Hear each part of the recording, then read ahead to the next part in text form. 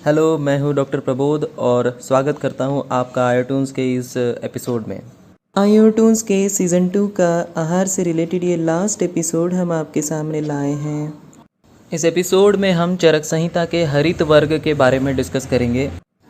हरित वर्ग में अदरक, नींबू, मूली, तुलसी, अजवाइन, सौंफ, राई, धनिया, गाजर, प्याज, लहसुन आदि के गुण बताए गए हैं और इन्हीं के गुणों को आज के एपिसोड में हम देखेंगे।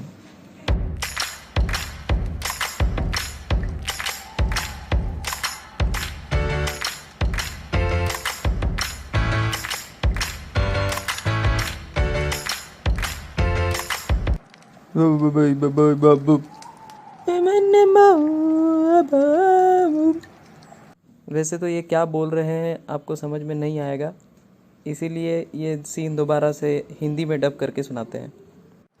आज हम क्या खाएंगे? आज मैं मूली लेकर आई हूँ। अरे वाह! जिस तरह डांस मन की थकान को दूर करता है, उसी तरह कच्ची मूली भी वात पित्त कफ तीनों दोषों को दूर करती है। इसे मैं ट्रांसलेट नहीं कर सकता। बाप रे, कितना भयानक सपना देखा मैंने। कहीं मैं आयुर्वेद तो नहीं भूल गया था उसमें? पता नहीं कौन सा जन्म था हमारा। जंगलियों की तरह नाच रहे थे, गाजर मूली खा रहे थे, और तुम्हारे बाल बिल्कुल जंगलियों की तरह थे। तो इसमें बुरा क्या था? वहाँ भी तुम मुझे आयुर्वेद का ज्ञान ही दे रहे थे। क्या तुमने गाजर मूली कहा? मूली के बारे में तुमने उसी ज़माने में बता दिया, अब गाजर के बारे में बताओ। वैसे भी तुम बिना बताए चुप तो नहीं रहोगे। गाजर तीक्ष्ण होता है और वात कफ से होने वाले पाइल्स में हितकारी होता है। वैसे पाइल से याद आया, तुम्हारा दोस्त सुरेश कैसा है? इसके बाद यदि मेरे दोस्तों या रिश्तेदारों को कुछ कहा तो मुझसे बुरा कोई नहीं होगा। कोई है क्या? वैसे तुम्हारा भाई कब आने वाला है? मैं कितने दिनों बाद अंकिता से मिलूंगा, और अब तो बड़े जल्द मैं मामा भी बन जाऊंगा।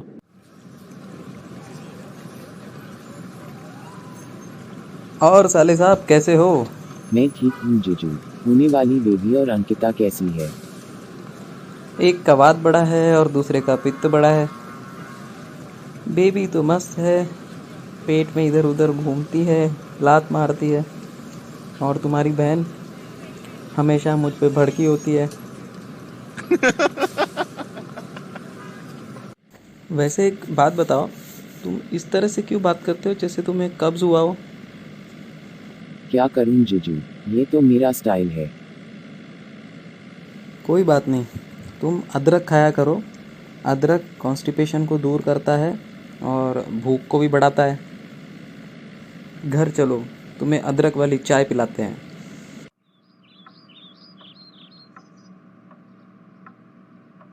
और अंकिता कैसी है?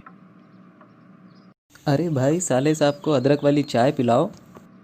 वैसे तुम्हारे भाई की और डॉक्टर रमेश के असिस्टेंट रोज़ी की आवाज़ थोड़ी एक जैसी नहीं लगती है? और वैदराज कैसे हो? नाम लिया और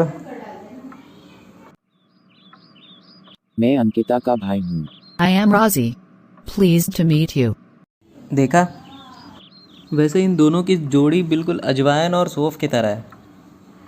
दिल के लिए लाभकारी और स्वाद में उत्तम। वैसे ये दोनों पित्त को भी बढ़ाते हैं।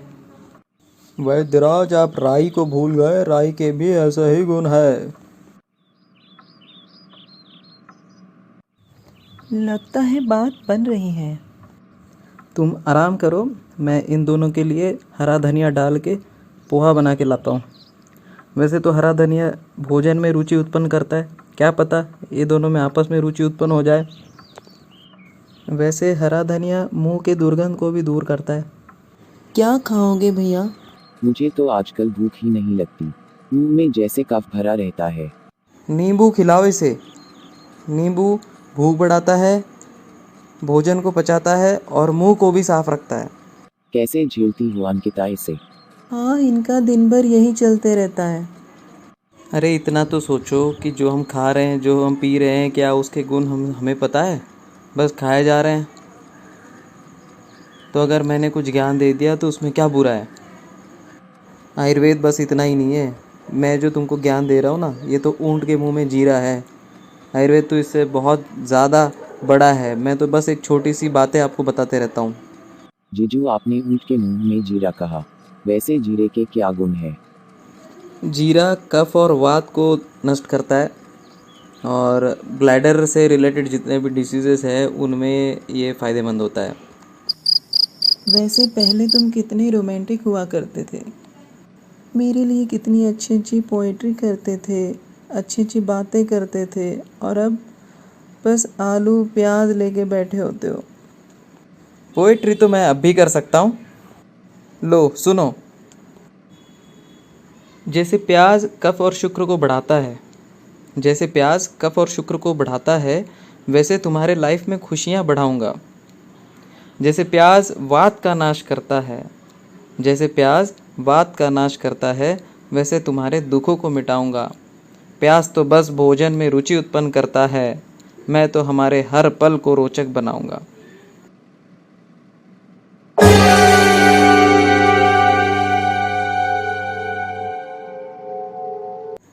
लगता है बेबी होने वाला है, मुझे जल्दी से हॉस्पिटल ले चलो।